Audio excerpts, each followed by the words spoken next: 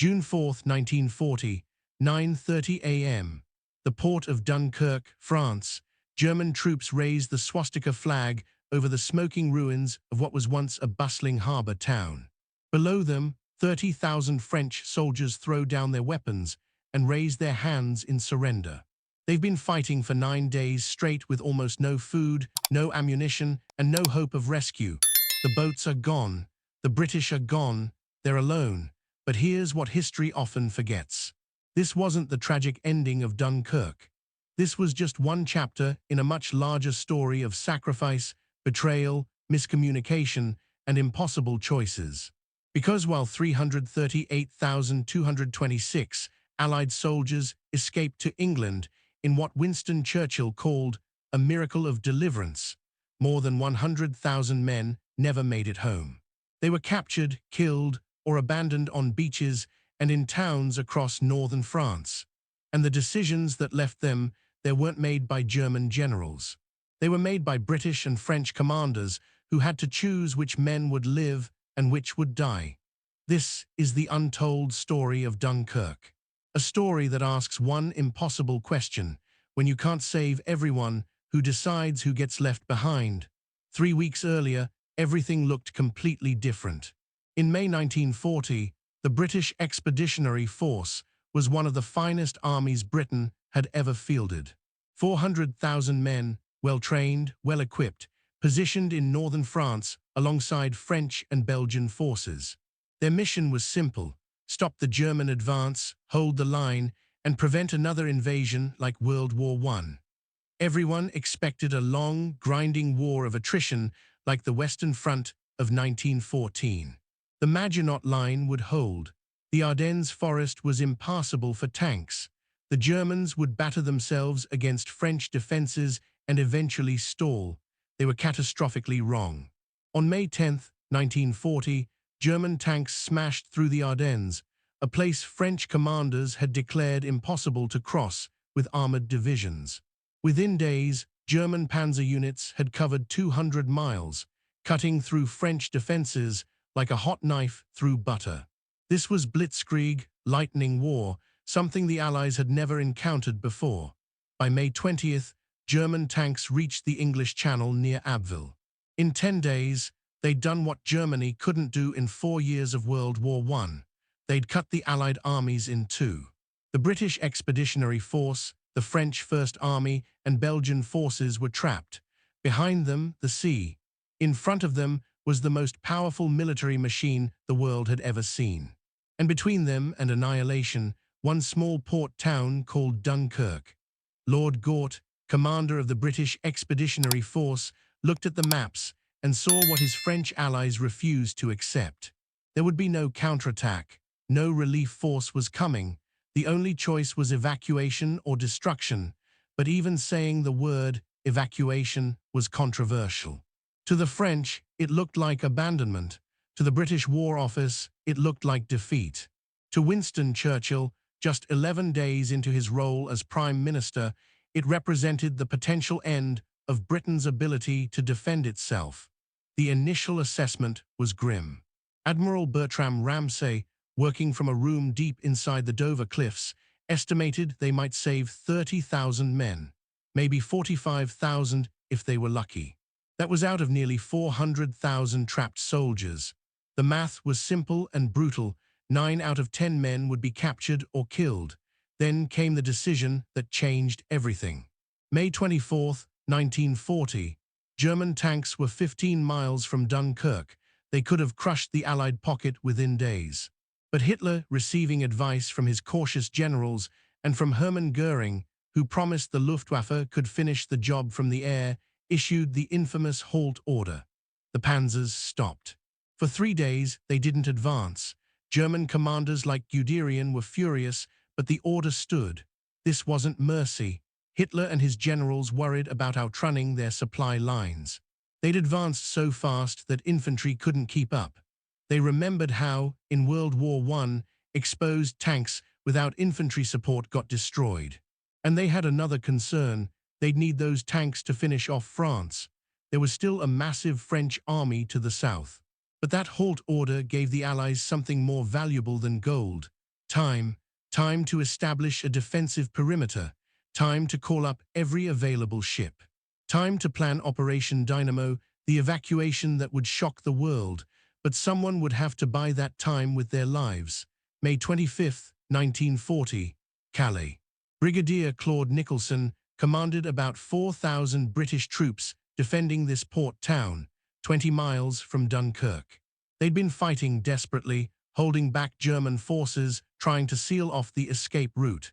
Nicholson received a message that morning telling him evacuation was being arranged.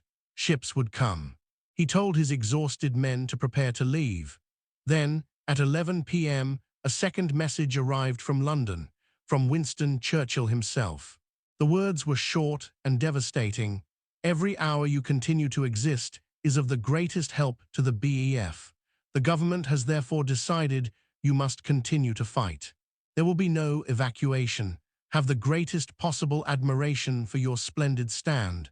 Churchill later wrote that sending that message made him physically sick. He was ordering men to die. Not to win a battle, but simply to delay the Germans while others escaped. It was murder disguised as military necessity. Nicholson read the message to his officers. Then he destroyed his radios so there could be no further discussion. For 4 more days, those men held Calais against overwhelming German forces, including elite SS divisions. When they finally surrendered on May 26, fewer than 30 men had escaped. The rest were dead or prisoners, but they'd bought 72 critical hours for Dunkirk. 30 miles south, an even larger sacrifice was unfolding. In the city of Lille, 40,000 French soldiers from the IV and V Corps were surrounded.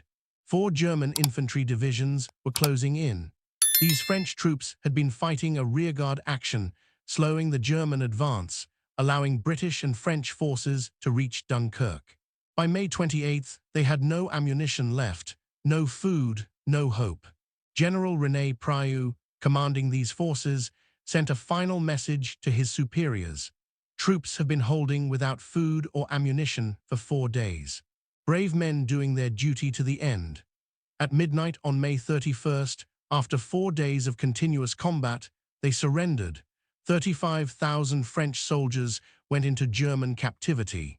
They delayed 10 German divisions that could have overwhelmed Dunkirk if they'd arrived even 2 days earlier. Here's what most people don't know about Dunkirk: the famous little ships that supposedly won the day. That's half myth. Yes, about 800 small civilian vessels were requisitioned by the Royal Navy, but most were crewed by naval personnel, not plucky civilians. And the vast majority of troops, about 200,000 men, didn't come off the beaches. They came through the harbour mole, a narrow walkway that was never designed for this purpose, but which Captain William Tennant ingeniously realized could dock destroyers and large ships. The weather was unusually calm. Low clouds protected troops from German dive bombers. Smoke from the burning town created a screen, a series of lucky breaks that shouldn't have happened, but did. But even with those breaks, not everyone could be saved. As the evacuation progressed, a bitter controversy erupted between British and French commanders. Lord Gort was accused of prioritizing British troops over the French. In the first several days, a few ships were specifically designated for French soldiers. French commanders felt betrayed, watching British troops board vessels while their men held the perimeter. On May 31st, Churchill intervened personally, ordering that French and British troops must be evacuated in equal numbers. The policy changed, but by then, trust between the Allies had badly fractured, and some men never even made it to Dunkirk. May 28, 1940, the village of Wormhout is just a few miles from Dunkirk. Bert Evans of the Royal Warwickshire Regiment was part of a desperate defensive position trying to hold back the German advance. His unit had heard stories about the SS, Hitler's elite soldiers who often didn't take prisoners. Around noon, after intense fighting, Evans and 80 other British soldiers were overwhelmed and surrendered. The SS soldiers herded them into a small barn. What happened next was one of the war's early atrocities. Germans threw hand grenades into the packed building, then fired machine guns through the walls. Bert Evans survived only because he was buried under piles of bodies. He lay perfectly still for hours, covered in blood, listening to wounded men scream and die around him. When he finally crawled out through a drainage ditch, fewer than 20 men from that barn were still alive. The Wormhout Massacre, as it became known, claimed more than 80 prisoners of war. The SS commander responsible, Wilhelm Mohnke, was never tried for the crime. By June 3rd, most British troops had been evacuated from Dunkirk. The British rearguard, 4,000 men of the elite guards and light infantry, boarded ships on the night of June 2nd, 3. They were the last British soldiers to leave.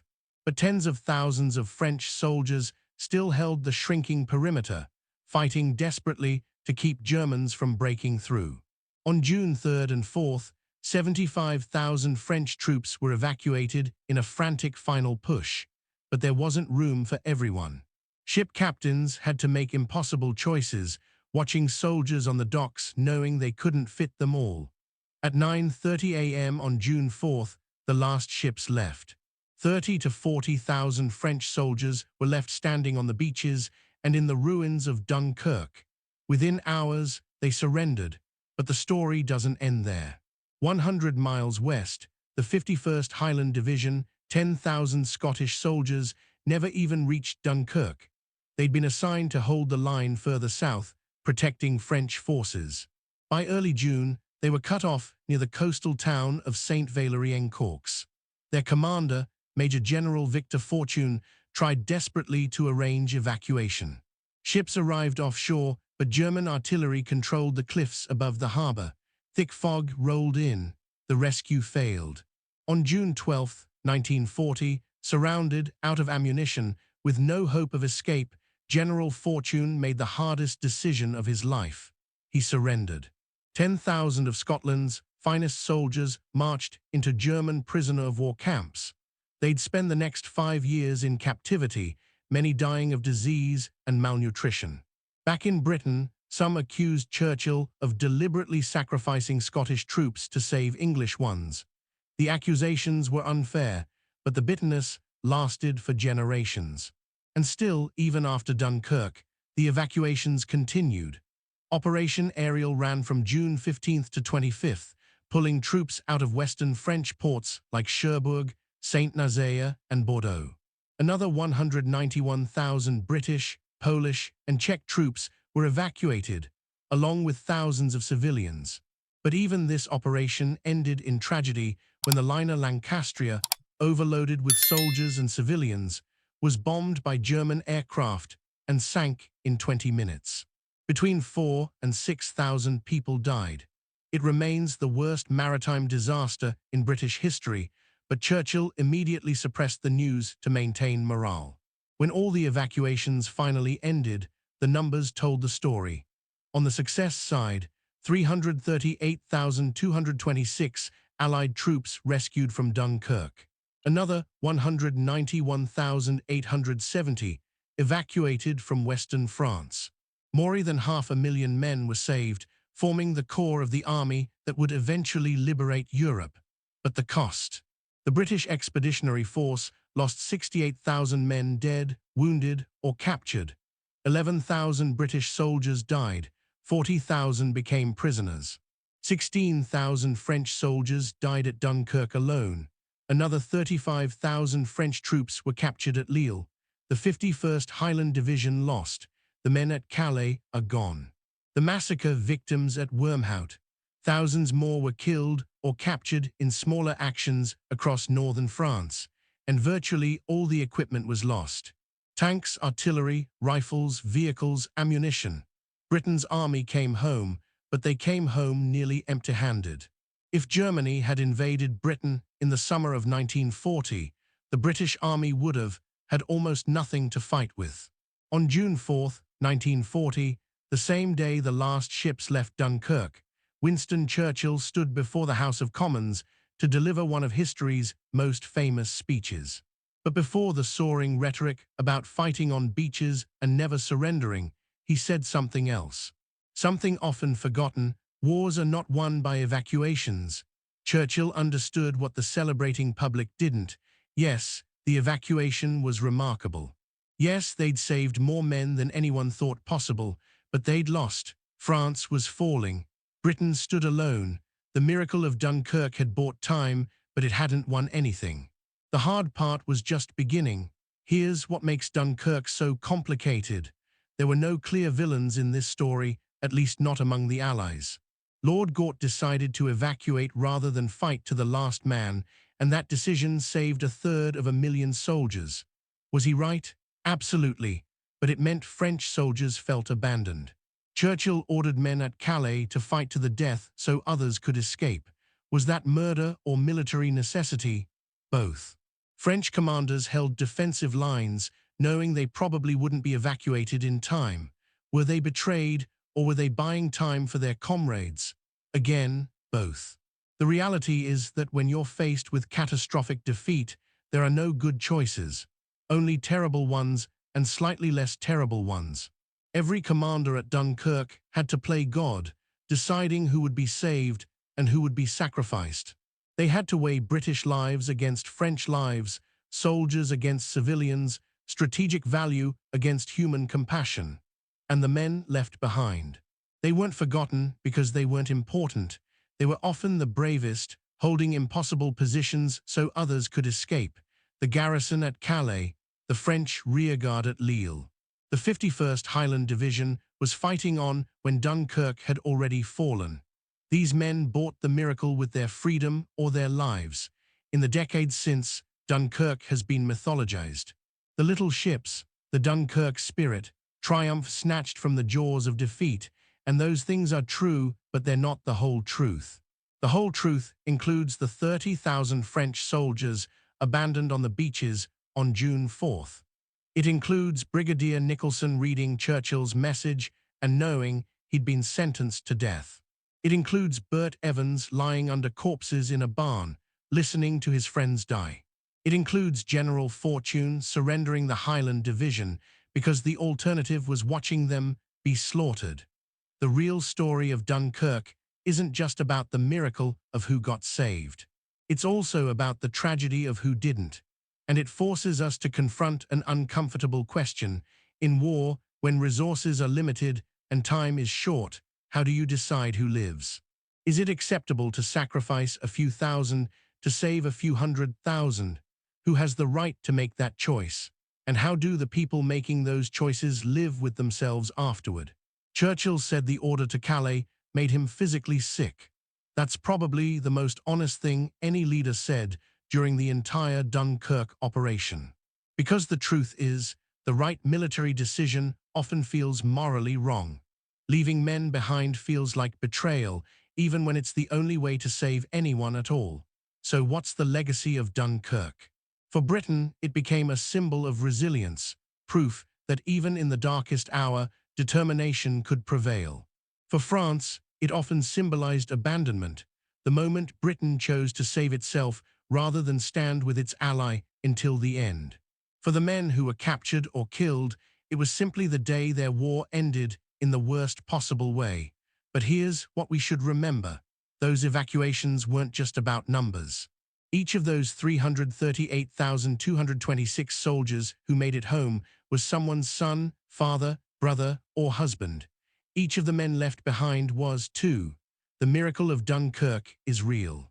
But so is the tragedy of what was lost. What do you think? Were the commanders right to sacrifice some to save others? Could Dunkirk have been handled differently? Drop your thoughts in the comments.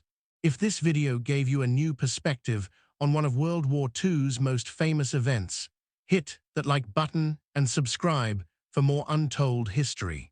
Next week, we're looking at another controversial World War II decision that saved thousands of lives but still sparks debate 80 years later. The men left behind at Dunkirk didn't fail. They were failed by circumstances beyond anyone's control, and they paid the price so that others could fight another day. In the end, maybe that's the real lesson of Dunkirk. Not that miracles happen, but that sometimes survival requires sacrifice. And the people who make those sacrifices deserve to be remembered just as much as the people who made it home.